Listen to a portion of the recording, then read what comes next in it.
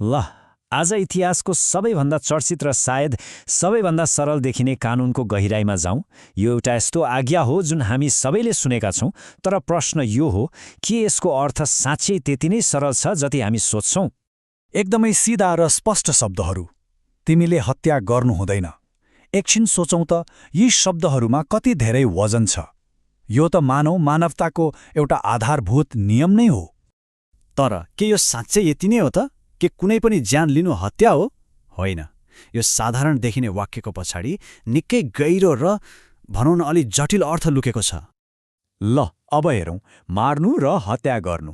यसको भिन्नता बुझ्नको लागि यसको मौलिक हिब्रू भाषाको विश्लेषण गरौँ, किनभने यसको जटिलता बुझ्न हामी यसको जडमै पुग्नुपर्छ।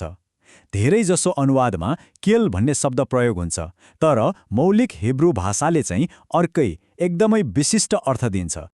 यो शब्द हो रेसक। यो 6औं आज्ञामा प्रयोग भएको खास हिब्रू शब्द हो र यसको अर्थ कुनै पनि प्रकारले ज्यान लिनु होइन। यसले त हिंसात्मक, अनाधिकृत र भनौँ न पहिले नै योजना बनाएर गरिएको हत्यालाई जनाउँछ। यो एउटा एकदमै महत्त्वपूर्ण कानुनी र नैतिक भिन्नता हो। अब यसलाई अझै स्पष्ट पारौँ। हेर्नुस्, हिब्रूमा ज्यान लिनका लागि एउटा सामान्य शब्द छ, हाराग। यसले कानुनी र गैरकानुनी दुवैलाई समेट्न सक्छ। जस्तै कैनले हाबिलको ज्यान लिएको घटनामा यही शब्द प्रयोग भएको छ। तर आज्ञामा प्रयोग भएको शब्द हो रेत्साक, जसको अर्थ सधैँ गैरकानुनी हत्या हुन्छ। यही सानो देखिने भिन्नताले नै यो आज्ञाको पुरै अर्थलाई परिवर्तन गरिदिन्छ। त्यसो भए अब लागौँ कानुनी अपवादहरूतिर। कहिले ज्यान लिनुलाई हत्या मानिँदैन त? बाइबल आफैले केही अवस्थाहरूमा ज्यान लिने कार्यलाई रेत्साक वा हत्या नमान्ने स्पष्ट पारेको छ। मूलतः 3वटा मुख्य अवस्थाहरू छन्। पहिलो हो राज्यद्वारा दिइने मृत्युदण्ड, जुन तोराहमा हत्या, मूर्तिपूजा जस्ता अपराधका लागि तोकिएको छ। दोस्रो हो युद्ध।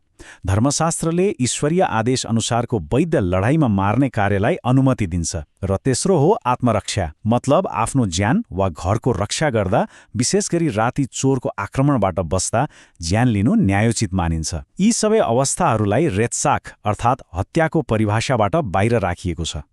खास गरी युद्धको सन्दर्भमा त न्यायसङ्गत युद्धको एउटा पूरै ढाँचा नै विकास भएको छ, जुन बाइबलीय अवधारणाहरूमा आधारित छ। यसमा न्यायसङ्गत कारण हुनुपर्यो, जस्तै आक्रमणबाट रक्षा गर्नु, वैध अधिकारले घोषणा गरेको हुनुपर्यो, मनसाय सही हुनुपर्यो, बदला लिन होइन, निर्दोषलाई बचाउन, र यो अन्तिम उपाय हुनुपर्छ। यसले के देखाउँछ भने ज्यान लिनु परे पनि त्यहाँ नैतिक सीमाहरू हुन्छन्। ल, अहिलेसम्म हामीले बाहिरी कार्यहरूको कुरा गर्यौं, तर यो आज्ञाको कथा यतिमै सकिँदैन। अब हामी यो आज्ञाको अझै गहिरो, भनौँ न भौतिक कार्यभन्दा पनि परको तहमा जाँदैछौँ, अर्थात् हृदयको आज्ञा। यहाँ येशूले एउटा एकदमै महत्त्वपूर्ण कुरा भन्नुभयो। उहाँले भन्नुभयो, तिमीहरूले सुनेका छौ, तिमीले हत्या गर्नु हुँदैन। तर म भन्दछु, जो आफ्नो भाइसँग रिसाउँछ ऊ न्यायको खतरामा पर्छ। हेर्नुहोस् त, उहाँले कसरी यो आज्ञाको अर्थलाई नै परिवर्तन गरिदिनु भयो। ध्यान भौतिक हत्याबाट हटाएर त्यसको जड अर्थात् हाम्रो हृदयमा लुकेको रिसमाथि केन्द्रित गर्नुभयो। र यो कुरालाई नयाँ नियमको अर्को ठाउँमा अझै स्पष्ट पारिएको छ। जसले आफ्नो भाइलाई घृणा गर्छ त्यो हत्यारा हो। कति शक्तिशाली भनाइ! यसले सिधै हृदयको घृणालाई हत्याको कार्यसँग जोडिदिएको छ। मतलब बाहिरी कार्य त भित्री मनसायको एउटा परिणाम मात्रै हो। बाइबलीय दृष्टिकोणमा हृदयलाई नै सबै कुराको स्रोत मानिन्छ। मत्ती 15:19 अनुसार खराब विचार, हत्या, व्यभिचार यी सबै कहाँबाट आउँछन्? हृदयबाट। त्यही भएर वास्तविक समस्या बाहिरको काम मात्र होइन, बरु त्यो कामलाई जन्म दिने हाम्रो हृदय हो। यहाँ एउटा एकदमै रोचक कुरा छ। मत्तीको पुस्तकमा येशूले रिसको बारेमा भन्नुभएको ठाउँमा केही पुरानो अनुवादमा बिना कारण रिसाउनेलाई दोषी भनिएको छ। तर P64 कोडेक्स भ्याटिकानस जस्ता सबैभन्दा पुराना र विश्वसनीय पाण्डुलिपिहरूमा चाहिँ बिना कारण भन्ने शब्द नै छैन। यसको मतलब के हो भने येशूले रिसलाई, चाहे त्यो जायज होस् वा नाजायज, पूर्ण रूपमा निषेध गर्नुभएको थियो। यो एउटा ठूलो भिन्नता हो।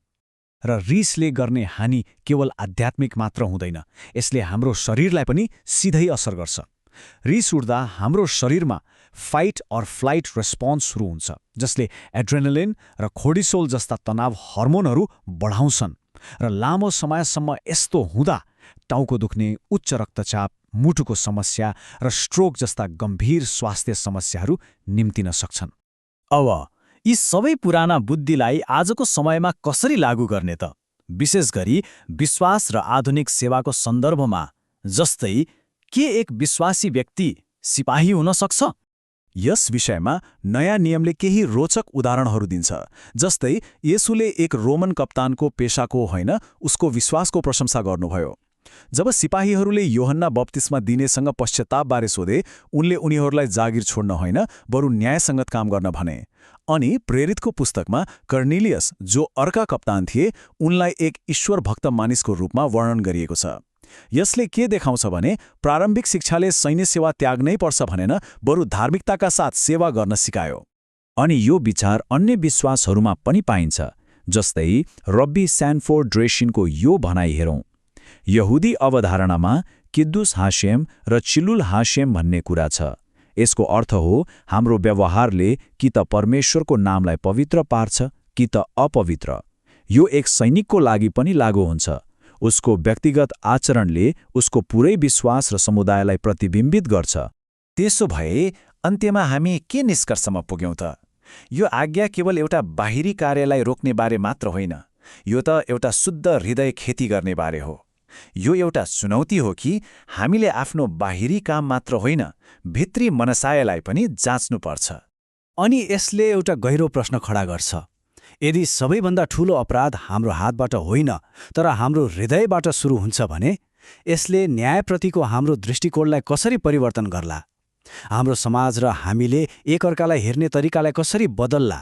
यो एउटा सोच्न पर्ने प्रश्न हो।